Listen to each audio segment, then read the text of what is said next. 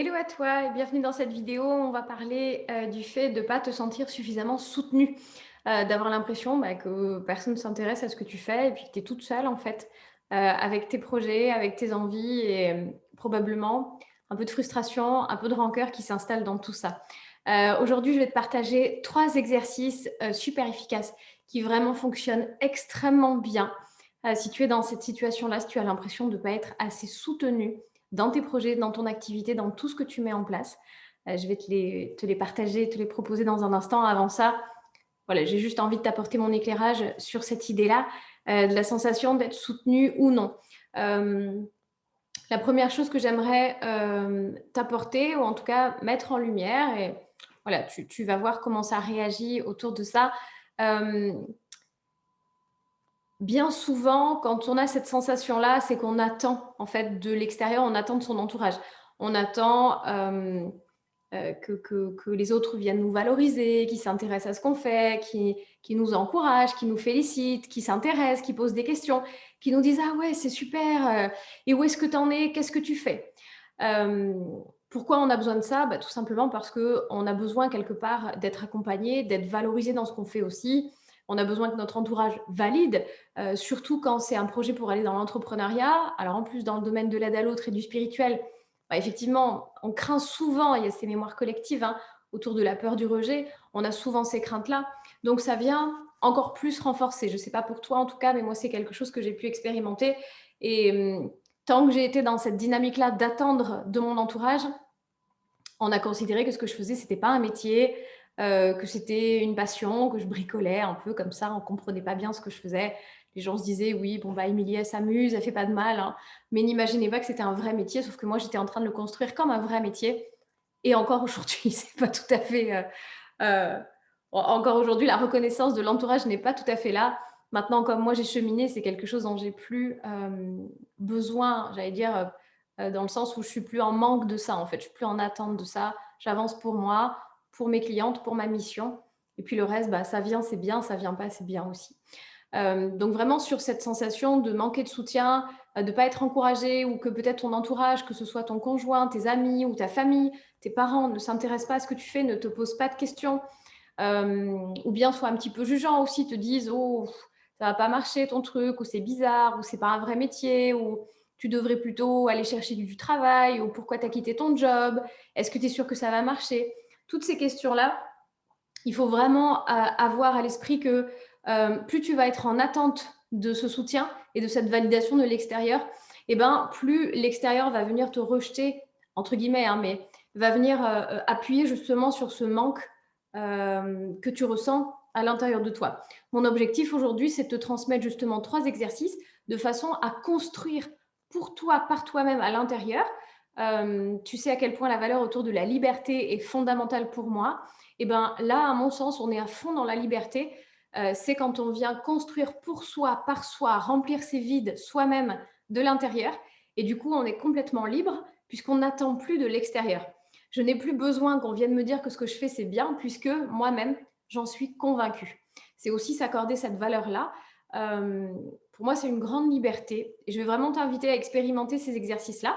Alors, ça ne va pas se faire en une fois, hein, ce n'est pas une baguette magique non plus, ça se saurait, mais à tester un petit peu sur la durée.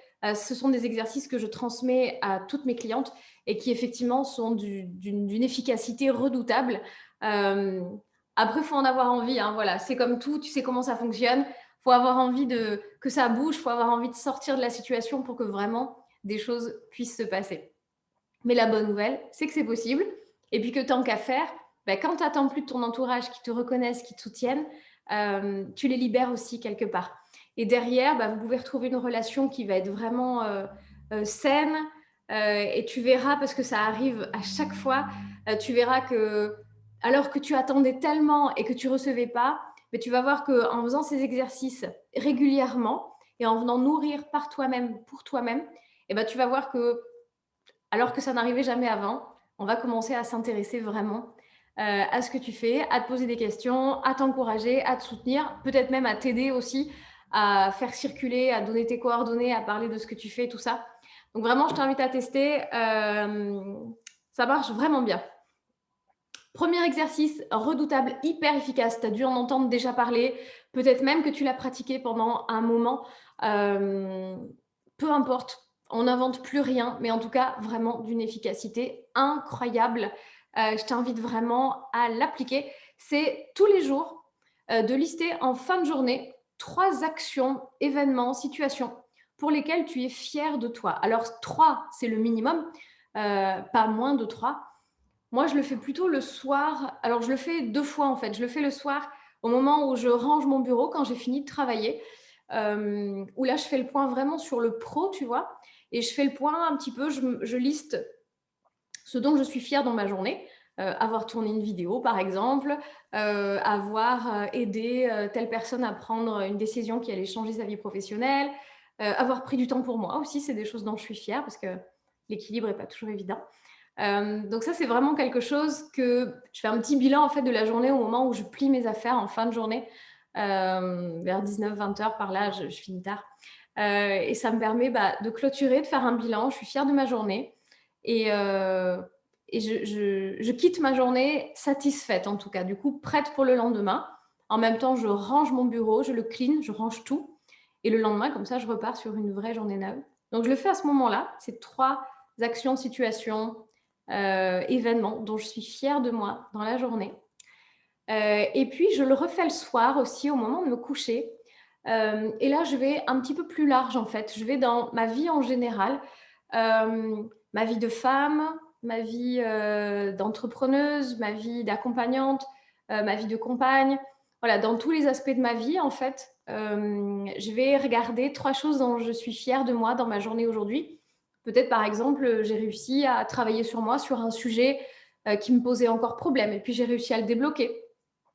Ou bien peut-être je suis d'un naturel plutôt impatient et peut-être ce jour-là j'ai été très patiente et que dans la gratitude et je suis fière de moi pour ça. Euh, ou je sais pas, ou dans mes réactions, ou dans du temps que j'ai pu accorder peut-être pour autre chose que travailler ou autre chose que pour moi. Voilà, en tout cas, j'ai pris cette habitude-là. 3 choses dont je suis fière à la fin de ma journée de travail et 3 choses dont je suis fière à la fin de ma journée tout court. Et là, ça concerne plutôt la vie en général, la vie de femme en général. Ça, c'est pour le premier exercice. Deuxième exercice que je t'invite à faire qui est vraiment très intéressant, c'est d'aller lister ce que chaque personne a pu te dire, toutes les objections, on va appeler ça comme ça.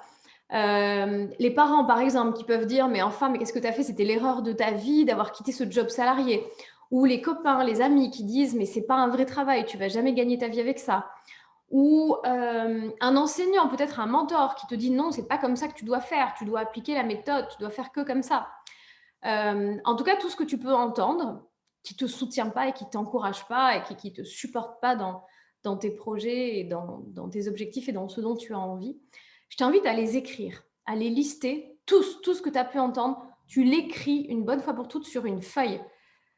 Tout. Donc, ça va te faire normalement une bonne petite liste. Et après ça, je t'invite à mettre beaucoup de conscience sur le fait que toutes ces choses que tu as listées, ce sont les peurs des autres.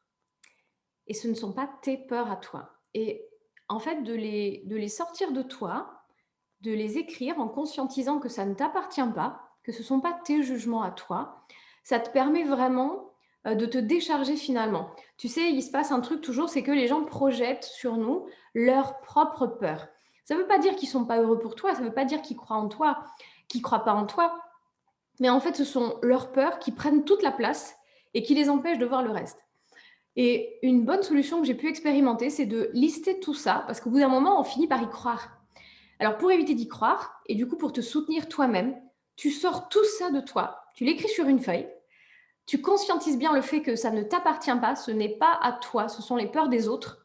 Et du coup, je t'invite à poser aussi énormément de compréhension, énormément d'amour sur les peurs de tes parents peut-être, ou de ton conjoint, de tes amis, qui en fait veulent ton bien, ils sont inquiets pour toi avec le prisme de leur peur à eux, mais quelque part, c'est qu'ils sont inquiets pour toi.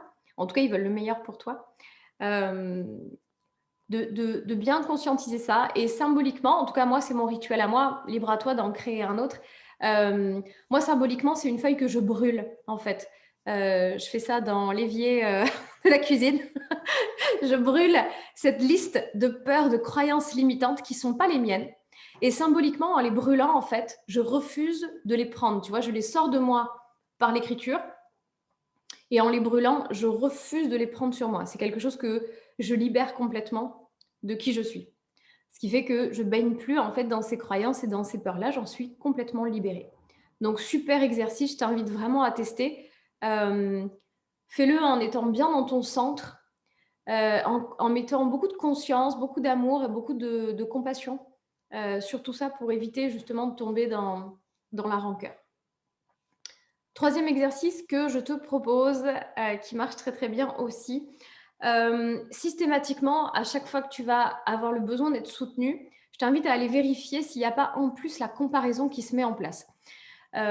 Tu sais, ce truc qui fait que parce que tu as vu autre chose ailleurs qui te semblait bien, tu t'es dit, tu sais, des fois, ça peut faire ça, «Tiens, j'ai vu une nouvelle idée ailleurs et puis ça correspond plutôt à ce que je fais ou à ce que j'ai envie de faire.